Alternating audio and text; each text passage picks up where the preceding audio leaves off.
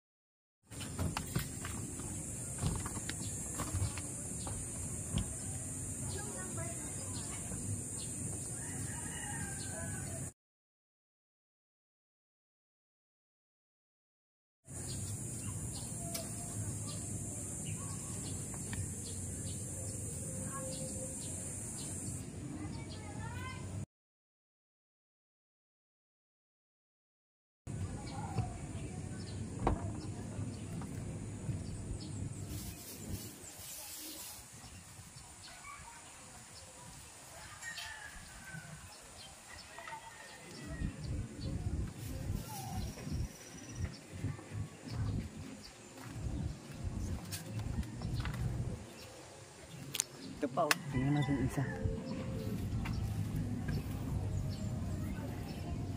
Yan.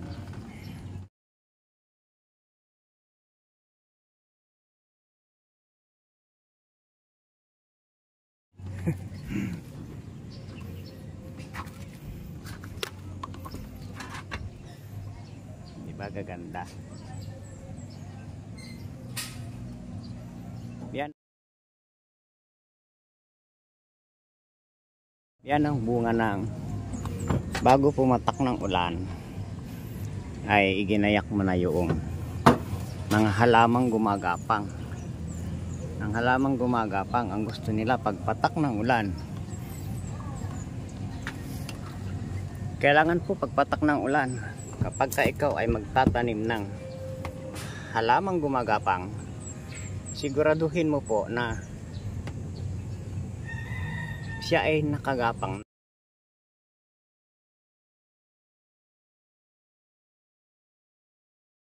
Tatanim ng halaman na gumagapang.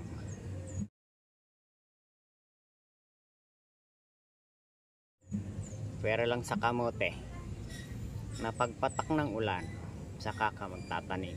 Pero naman dito na nag-aano ng pagkain. Ayan, o. Ngayon ka palang kakain. Tsagaan mo lang yan, yung kaibigan ko sumahod na dyan. Yang kamote po kasi, kahit nabasa, kahit na umaaraw, ay pwede yang mabuhay. Saan?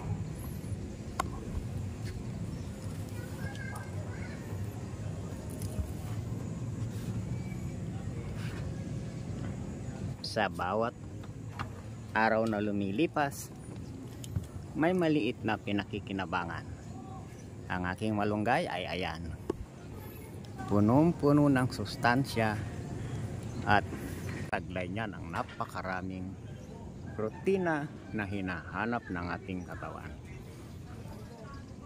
Sana ay nasiyahan kayo sa munting video na halaman ko sa bakuran ko, pakinabang kalusugan ng katawan. Lahat po ng mga nasa unahan ng aking mga sinasagawang pagbablog ngayon, maraming salamat po. Ang ka-business official ay ang Wakiwak family. Sila naman po ang gumagabay at nagtitiyaga sa akin na kung paano at na kung ganito, na kung ganon, sila po ang matyaga sa akin. Na totoong hindi mo makikitaan ng pagkasawa sa mga bagay.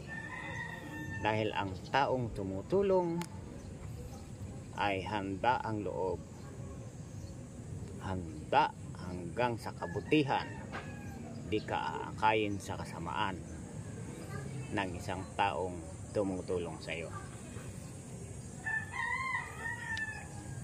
walang masama na ang uuwi ay kauuwi ang mabuti. Kailangan sa mabuti ka dumaan at ang kauwian mo ay mabuti.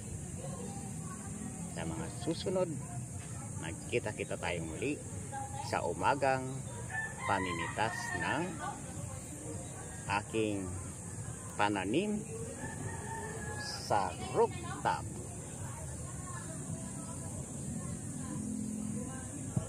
Ng patolang mabango. Tara, kuha tayo ng patolang mabango.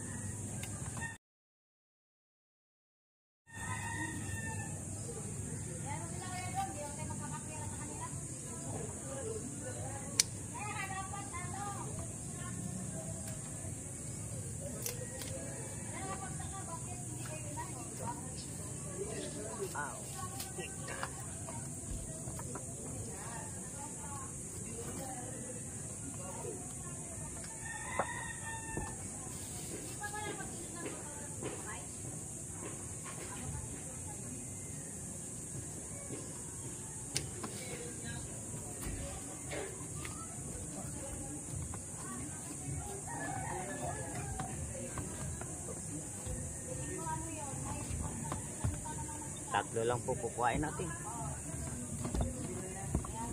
Tatlo.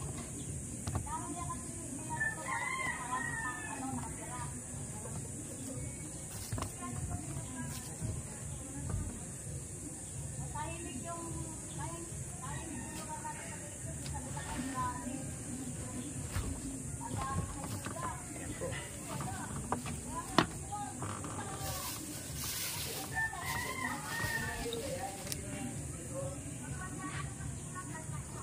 Yan.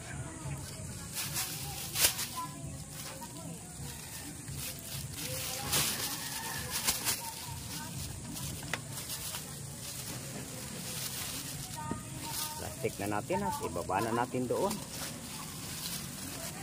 At ito ay pwede nang i-dispose. Bahala na sa tawad ng bibili. Mayroon pong mga umaamot na bibili ng patola. Kung bibili nyo, mabuti rin. At kung napag-usapan natin, ay mabuti rin. Ganun lang po ang buhay. Paikot-ikot lang. Kayo ay nasa ibabaw. Huwag nyong kalimutan na kayo ay mauuwi rin sa ilalim. Kahimas TV nagpapaalam sa inyo ng